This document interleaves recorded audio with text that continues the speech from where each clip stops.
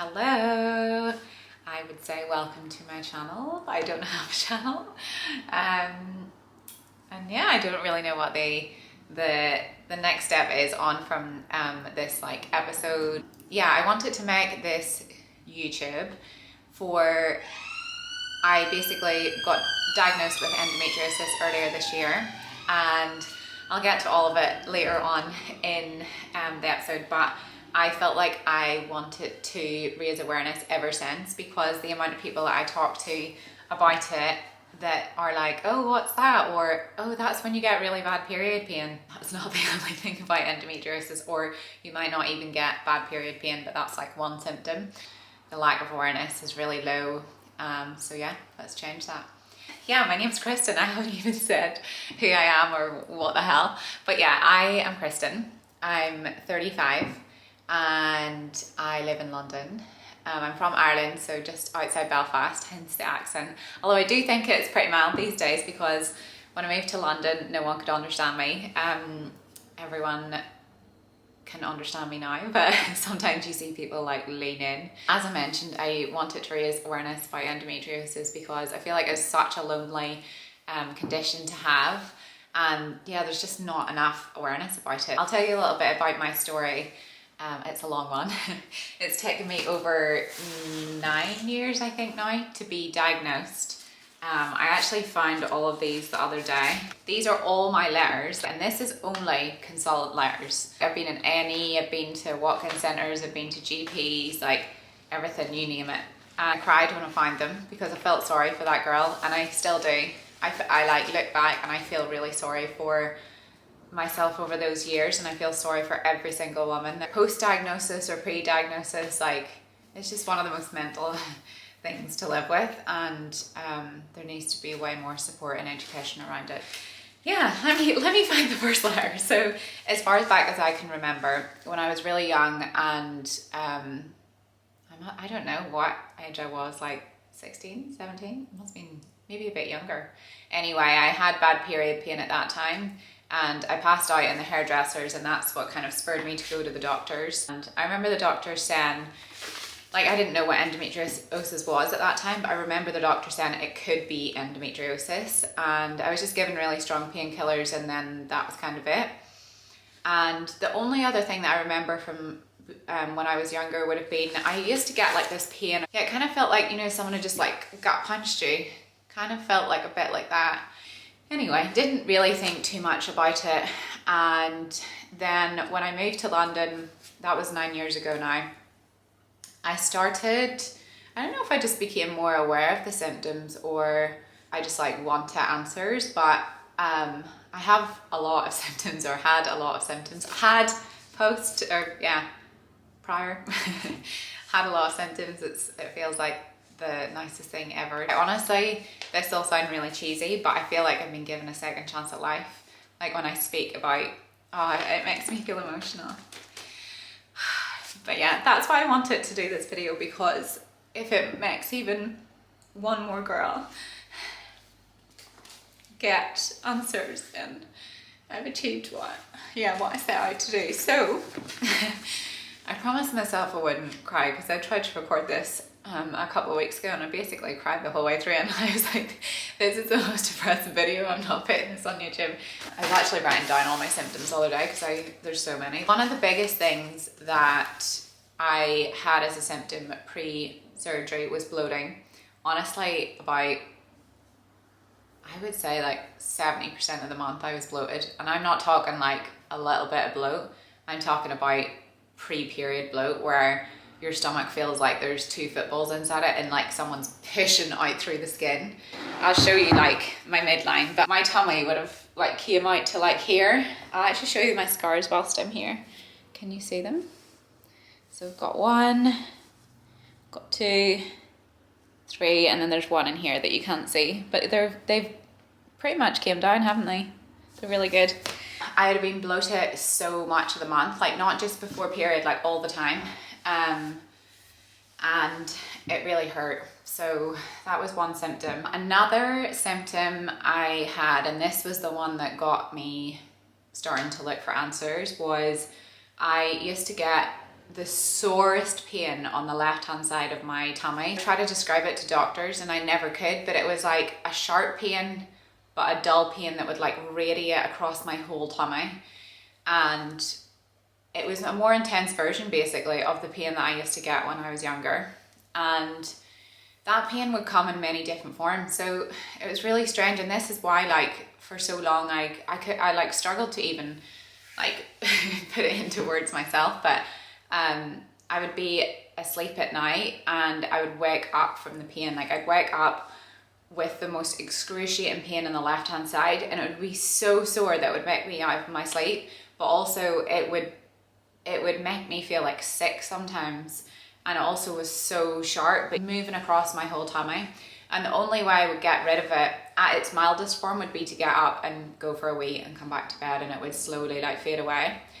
And then other times, if it was so intense, I'd have to sit upright for a while, like actually in the middle of the night, just sit upright or go get painkillers. That pain, so at night I would get it. Sometimes I would get it from stress. So if I was in a really stressful meeting, fine, by the end of the day it was really, really sore, intense, like stabbing in the left-hand side. Or if I drank alcohol, like the next day, it wouldn't be stabbing, it would be more like dull and irritated. So yeah, that was probably like the biggest pain, but it would get so bad. So that's the other thing. There's so many things with symptoms. Like we need to do a video just on symptoms.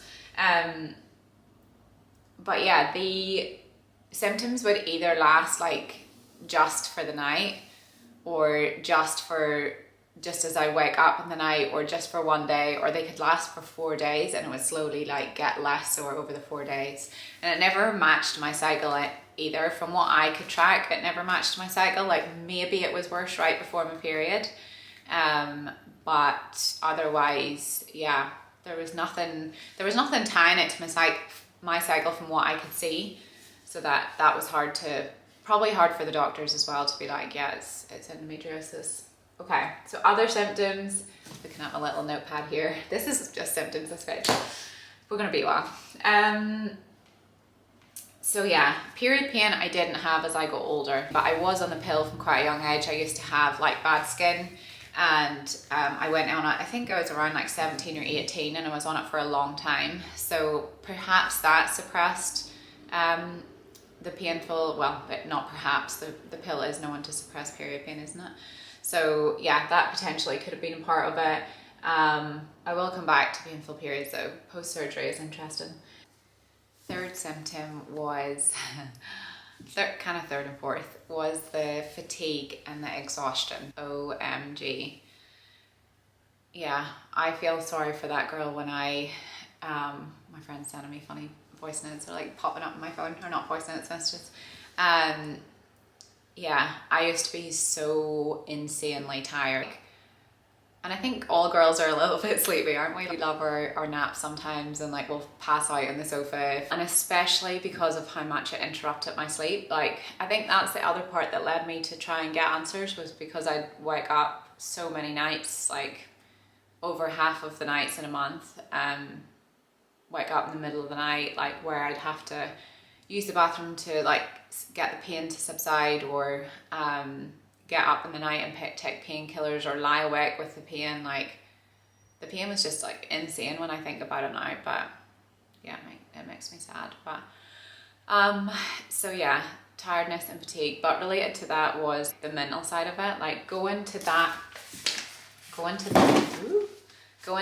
many appointments, like that many tests, to just get an answer on a condition that that should be the first answer. If there's nothing like overly shouting out, or it like, I don't know, it just, to me it's just mad that you have to, as a woman, like experience some of these things for so long before being diagnosed, or even being sent down that path. And I wasn't sent down that path, I asked to be sent down that path. So for a while I really felt like I had endometriosis. I don't know why, but something in my gut was like, it has to be endometriosis. Like I would Google symptoms, like I would Google like bladder symptoms, like bowel symptoms. I missed a symptom. I used to not be able to that's not the right way to say it. I used to have pain moving my left leg sometimes. It wouldn't be that often, but every so often I would get pain kind of around my pelvis, my hip, like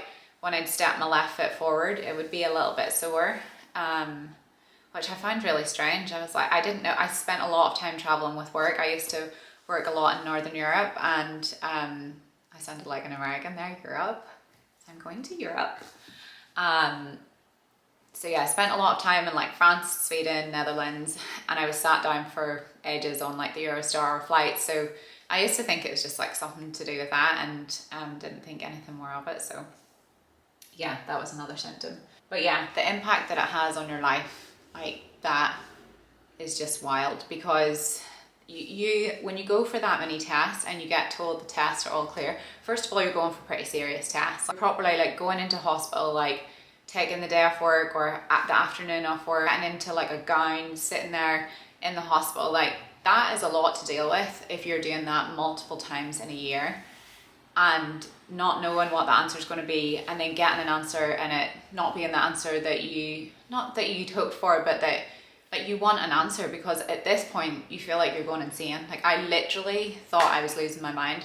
The doctors probably thought I was a hypochondriac. I was probably starred on some sort of system where it's like, she's just a hypochondriac, like SOS, be careful with her. So yeah, the mental side of it is crazy, because you feel so alone, because you have this pain that you're like, that cannot be normal. Like this cannot be normal to hurt this much. And then you start to think like, is it normal? And my threshold for pain is just really bad. You start to question yourself in all sorts of crazy ways. And then you're just so exhausted as well from like not sleeping and going to these appointments and trying to get answers and like battling with yourself inside your head. You end up like having nearly like a bad relationship with yourself, because you're beating yourself up, you're trying to comfort you, you're trying to find like pain relief, just release in any way. So yeah. So in terms of what I got tested for before I got diagnosed with endometriosis, so my first appointment, I think, actually that was with a different surgeon. So I first seen a guy at Chelsea in Westminster. It must have been, maybe it was 2014, or yeah, it must have been at mid 2014. Yeah. Anyway, that part doesn't matter, does it? So seen a consultant and described my symptoms, and probably at that time, because I was getting up in the night to wee, maybe there's something going on with the bladder. So this consultant that I seen first was a urologist, and he thought it was that the neck of my bladder was too small, so they done a procedure. The fancy names are in here, but let's not use those. But yeah, they basically done a procedure, a day procedure. So I went in for like a tiny day procedure where they widened the neck of my bladder. I think it was just local anesthetic, but yeah, I had that done. Oh my God, the pain from that, because like every time you would pass urine, then after that, it was, like I would just like have to make noise until I would stop weeing. I was maybe off work for like 3 days, maybe a bit longer, maybe a week, I forget. But yeah, and that was the first consultant I seen. And then he actually had a family issue. He was a really nice man, but he had a family issue, and I was passed to another consultant, another urologist at Chelsea and Westminster. And she then passed me on to a gynecologist, I think at that point, who I seen in Charing Cross Hospital, and she done a ton of tests. Like I honestly don't even know what they were now. I had about maybe 3 different tests. Like she done a smear, they looked at my ovaries. I had to do this test where I was like, this sounds so gross, but I'm gonna share it. But I had to like be on this like bed, and then I was like brought up to standing, and I had to drink loads of water before. I know they actually put, I feel like they put liquid into me. Would that be right? I don't know, I can't remember. But I had to like hold it for as long as I could and then release it standing up. So, and it was obviously, there was like tubes and stuff in me. So yeah, I think they were checking like the kidneys and still the bladder and all sorts of things. And yeah, I had certain scan done as well. Like I had everything, basically every organ and its function looked at. But yeah, the gynecologist then, yeah, was like everything's came back normal. So then the next thing was like, okay, sometimes like my bowel is irritated, like do I see, and like there's nothing else left to look at, like what else is going on apart from, okay, now it must be the stomach. So I was referred to the London clinic, and I seen again an amazing consultant, and we done an flex or a endoscopy, is that right? Basically where they put a camera into your bowel and look at, yeah, everything. So that was another exciting procedure where you, yeah, have to do crazy things before that test, and yeah, then having a camera put up that place and being awake and feeling that happen is not the most comfortable thing in life. So yeah, that was not beautiful. So that also came back. I was convinced that one was coming back with something insanely serious, because I was like, this is the only other thing it can be. I have so much pain, like, yeah. And I hadn't mentioned actually that aside from these consultants, I'd ended up in A&E quite a few times, or I'd been to walk-in centres as well.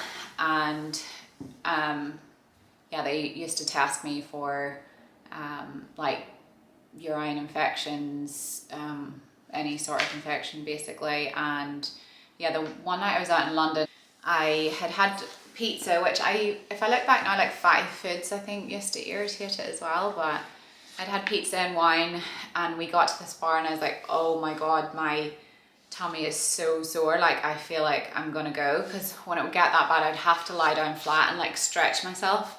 And I used to feel like I was stretching something inside of me. That sounds really weird, but that's what it used to feel like. So yeah, I passed out in the bar. My friends had to catch me, and then we had to get a taxi back, and yeah, like the pain was that bad that I fainted, and that happened multiple times.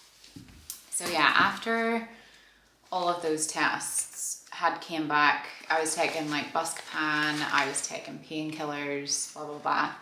And then the pain continued to be really bad, and I was just like so fed up at this point. I was so tired. I was like so emotional. I didn't want to go through more tests. I was like, there has to be something wrong. Like it can't be in my head.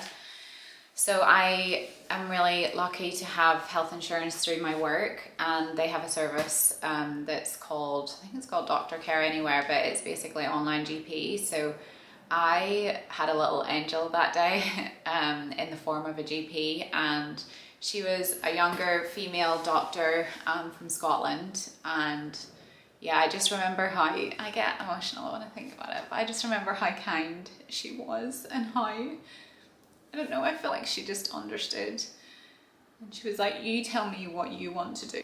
This is not, like, it's not okay to be in this much pain, and you need to get answers. Like, you tell me what you want to do. And I was like, I really feel like it's endometriosis. I really want to see a specialist about it. And I had asked, actually, so after I had that last bowel scan, I went back to the gynecologist, and I remember being in her office and just like wanting to give up and like just cry on the floor. I actually left the hospital that day and cried outside on the street on the phone to my mum. But yeah, her solution was to go back through all of those tests that I'd done again. Things get missed all the time, I'm sure, in tests, but I don't know, something just told me that just wasn't what it was. And I'd had so many smear tests, like so many scans over all of those years. At some point, like looking at, I was just like, I can't do this. Like, I want to see if it's endometriosis, and then I'll go back through all of those tests. So yeah, made that appointment with little Angel GP, and yeah, she was like, okay, let's refer you to an endometriosis specialist. So I done my research, as I did with all those surgeons, and found this guy in the Princess Grace Hospital in London, and I owe that man so much. He was the first person alongside that GP that made me feel like I wasn't crazy. And within 5 minutes of being in his office, he was like, yeah, I'm pretty sure you have endometriosis. I was like, what? Are you sure? And I was talking to one of my friends I met through work who also just recently was diagnosed with it after years of searching and bad period pain. Oh, my migraines gonna be even worse now. And what's really strange with it is that what I feel like should be the response when you get diagnosed with a condition is like feeling sad, feeling like overwhelmed, all of that. And mine was pure relief. Someone gave me an answer that they agree that it might be this. So I find that bizarre that what should be the start of a scary journey was the best, like so exciting. And that makes me sad for so many women. So yeah, what next? So yeah, after that he was like, we can do an MRI, but it doesn't always show up in an MRI, but we'll do that. And then how to actually diagnose it at the minute anyway is through a laparoscopy. So that's like bigger surgery, and I was like, oh my God. Then the pandemic hit and everyone just went into survival mode, didn't they? It just wasn't priority. And then a year later, I went back to him and he was like, okay, we need to do another MRI because it's been a while, and then we'll book you in for the laparoscopy. So I had the laparoscopy in March. The MRI didn't show anything, either of mine, by the way. But I had the laparoscopy in March, and I remember waking up and immediately wanting to know, like, did you find it? Did you find it? Like an excited kid at Christmas. But I had 4 little entry points, so 4 little plasters of where the surgery had taken place. So I knew they'd found it. And then my consultant came in a while after that, and he's like, yeah, we found it. We found it on your bladder. We found it on your bowel. We found it on the left hand side of your pelvis. Everything made sense. I was like, none of those symptoms were abnormal, and none of those things were me losing my mind. So yeah, I have loads more to share, so many things, but yeah, I think know that you're not alone, and know that so many women are experiencing it, and yeah, don't be afraid to talk about it. Don't be afraid to ask questions, and there's so many support groups that I realised that exist out there. I admire you, and you're amazing, because it's not easy to live with, and it's very scary, and yeah, you deserve a huge hug and all the love from me.